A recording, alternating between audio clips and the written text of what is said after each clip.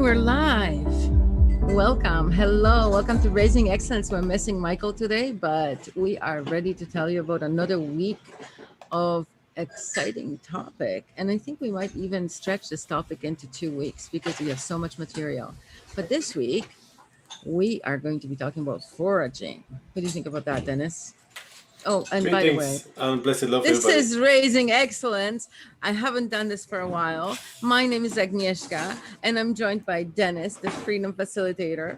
And we're talking about psychology and practical solutions for life. Yes, it In- is. And Foraging for a Better Tomorrow is a topic for the show on Wednesday, which shall be on 11:35 Central European time. What's your time? Um, it's at 4:35. Me- 4:35, a Mexico time? Central American time. Yes, and it's sometime for early in the morning in Australia. I think Yes. at 8, possibly at 8:30. Streaming on YouTube and Facebook. And Right. we So what are have, we talking about this week? Come on, it's foraging, right? And then we got this cool lady coming to visit us. oh, so we have a visitor. What's her name? Her name is Julie Walker. She is a foraging expert. She's had a company called Full Circle Adventures for a really long time. I mean, I've known her for over 10 years, and I think she might have had it for like 10 or more years since. But I'll tell you a little bit about Julie Walker. Let me just grab this here. So Julie Walker teaches about learning from nature and how it brings us closer to our roots, our heritage, and helps us to gain knowledge about ourselves and about the landscape that we live in. The relationships between trees, plants, and animals show us the natural community of the web of life. So, and Julie's focus is really about gathering wild plants from nature and bringing them into the kitchen and cooking with the real, alive, natural plants. It's a super exciting topic. Just was it last year? I went out with a local forager, foraging lady, however we call that, and it's so eye-opening to, well, literally eye-opening, because I learned to see the forests and the fields with different eyes. I saw them before, but now I could see, wow, like, this can eat, this can make tea, this can cure this can do that, and it's just a whole it's a different vibe, a different feeling when you enter nature.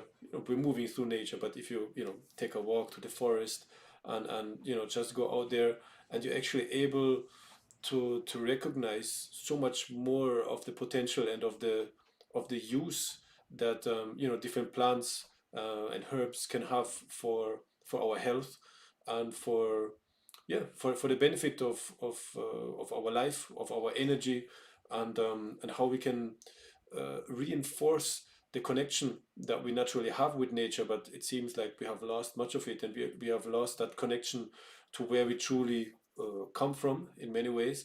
And I feel, forging and having an expert there on Wednesday, that should be an eye opener for myself again, and maybe a reminder for many others as well, that we don't have to go far and in order to reconnect with the world that we're living in.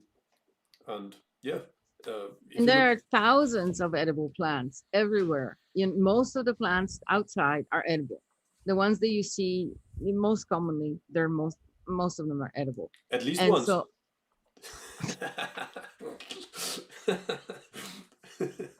no, but seriously, you can.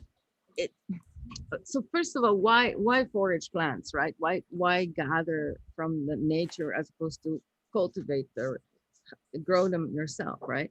Growing plants yourself is great, but when they're like truly natural, have never been affected by anything, have never been changed by genetic modification or even selective breeding. These plants have like a full spectrum nutrition. Have you ever heard the thing about how the apple used to have so much more nutrients before, and now it has like a quarter or less of the nutrients it used to have like 100 years ago. If it was only the apple, if it was the apple alone, then would be so bad. But it's pretty much everything else because our soils are depleted, and the modern type of agriculture, and the results for the planet, for our health. Like it's we just have to look around and we see how degenerated we as human beings are in many ways.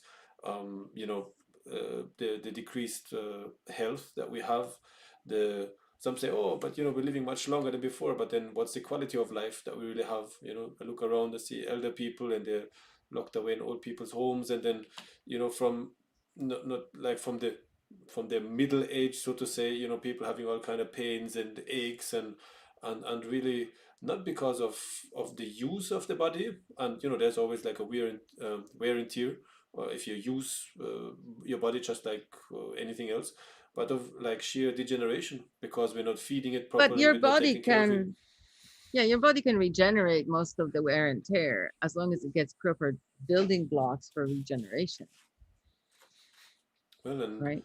fact of fact of the matter is that the nutrients that we are getting through the mostly highly processed foods, they can't come even close to what you get if you actually forage for your food, or for part of your food in nature.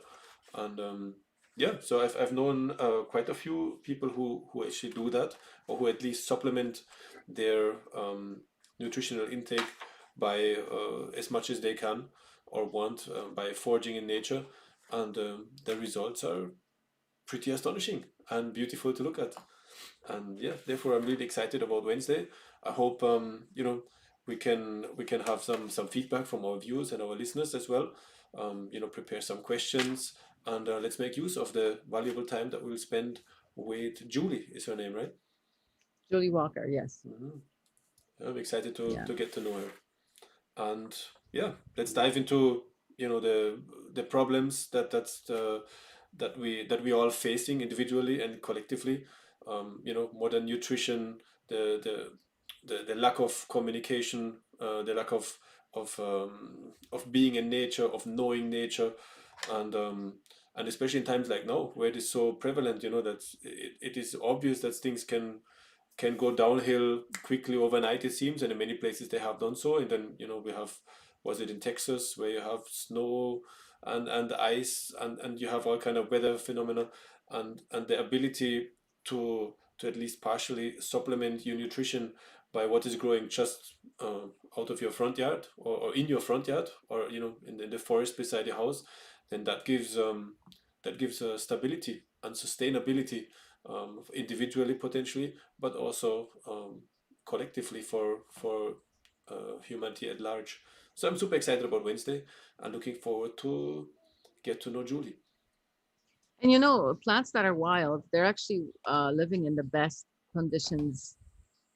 A lot of, maybe not always, but a lot of the time, when you come up like a nice wild mint or whatever, it's bushy, it's healthy, it's happy, because it's self-selected the place where it's planted, right? It's not planted by somebody in some kind of soil. It found the soil that it wanted to be in, and planted itself there, right? That sounds logical if you think, if you and me, if we would live out there in nature, um, you know, whether sunshine, rain is falling, winter, whatever, and withstanding the the influences of the changes of weather, and all the challenges that are there out in the forest, out in nature, then we certainly would be more resilient, and able to yeah, to put up with different harsh conditions.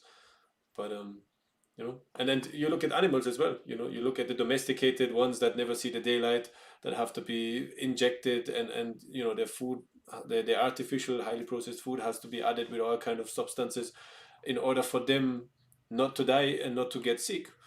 And you look at animals in nature, and there's certainly a huge difference. So yeah, it makes sense what you just said there. Perfect. Well, we're going to see you guys on Wednesday and talk more about foraging and about sustainability and getting your food from a place that you don't actually have to exchange it for money. You can just exchange it for gratitude to nature. Yeah, Right on. Talk to you on right Wednesday. on. See you there. Thank you. Bye bye.